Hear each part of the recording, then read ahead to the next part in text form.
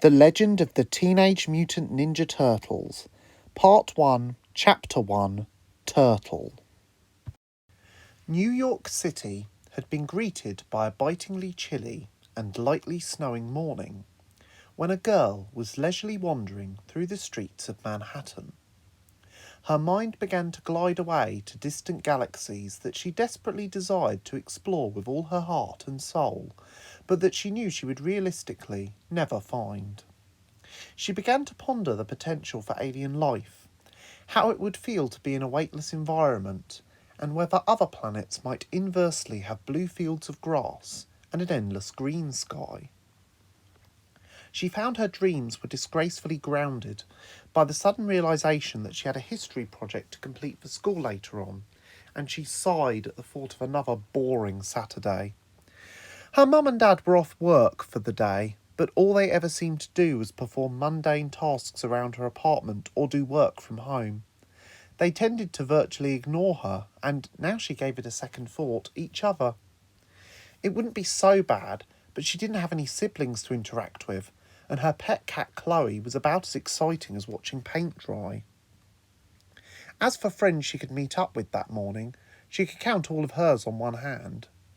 They were all great friends, but she knew they wouldn't be any help to her that morning. Irma would just bury her face in studying. May could be fun, but she was mostly into video games. Vernon had recently fought with Irma over a borrowed DVD and the fact that she refused to pay a fine for accidentally losing it, and the girl couldn't stand to hear his petty side of the argument again. Finally, Casey may be a thrill-seeker like her and would totally be up for adventure, but he had recently tried to kiss her, and she was less than willing to cooperate with such a request. She inhaled a large lungful of air and began to contemplate how beautiful and unique each snowflake was when she passed a deep, dark alley. She felt a particularly bitter blast of wind and patted her navy blue woolen hat more firmly over her ears with her hands that were encased in gloves. Due to her inability to find matching pairs, one was green and one was grey. She liked it, though. Nobody else she knew wore odd gloves. What was the point of being the same as everyone else? All of a sudden, she heard an abrupt and violently loud metal scraping, followed by an even louder crash, and then a youthful but relatively deep voice yelling with yet increasing volume. She cautiously looked down the dingy alley that the voice was coming from. It would provide perfect cover for criminals, but the voice she had heard sounded more distressed than dangerous. "Hello?" she spoke out cautiously. "I heard yelling. Are you okay?" "I'm fine," the voice, which had a rather strong local accent, responded.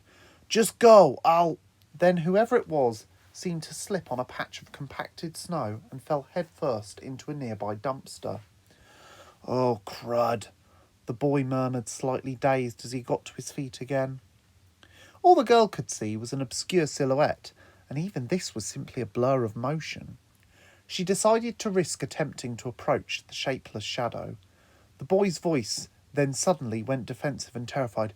No, don't come near me." "Why?" she asked.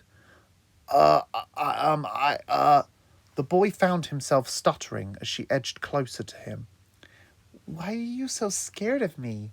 she asked, curious to know more about this strange child. "I could infect you. I'm very ill," he lied desperately. She was now within touching distance. "No!" he yelled, just as she brushed his arm. Odd. His skin was almost scaly. "I don't want to hurt you, but if you come any closer—" "What could I—" "Back off!" he screamed with terror. She caught a glint of something metal and sharp around the boy's waist and was suddenly not only scared for her safety, but also for the boy's. "You could really hurt yourself with that," she pleaded, pointing at the boy's belt. "Please, put whatever the metal thing is down." "I'm not," the boy said as he stumbled out of the darkness and fell onto his front, having once again slid on the icy deposits of the sidewalk. He was caught in the revealing light of day, and as he stood up, the girl saw him and was gobsmacked. He looked like a 12-year-old boy, only his skin was moss green. He was also a larger build than most his age due to being quite muscular. He had expressive grey eyes, but no nose, and instead 2 small holes for nostrils an inch or so above his mouth. His skin was rough, but somehow shiny like a reptile's. He also seemed to have a deep-looking facial scar on his left cheek, in the shape of a backwards letter C. He had 2 fingers, which were each the width of 2 normal-sized fingers, but ordinary in length, and a thumb on each hand, and 2 longer and thicker than average toes on each foot, although his foot was still about average in size as his toes started much further back on his feet than humans' toes did.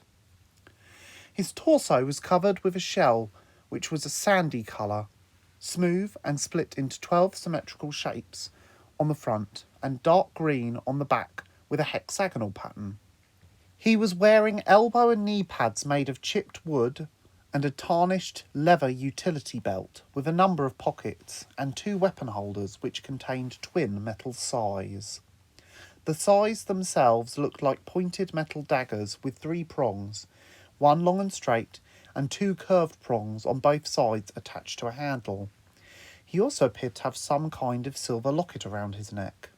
The girl screamed. The boy was not proud of his actions, but he put the girl in a headlock and used his forearm to apply pressure to the area just under her ear. The girl struggled, but felt herself being eased out of consciousness. He picked up the limp child and flung her over his shoulders before carrying her into the depths of the New York sewer system, a look of tremendous fright on his young and mutated face. The mutant sprinted through the sewer network. He was running, but he didn't know what from. He was getting faster, but he was in no rush to get anywhere, as he didn't even know where he was headed. The boy then stopped and changed direction, with the thought of at least one place he would hope he would not be found by anyone else.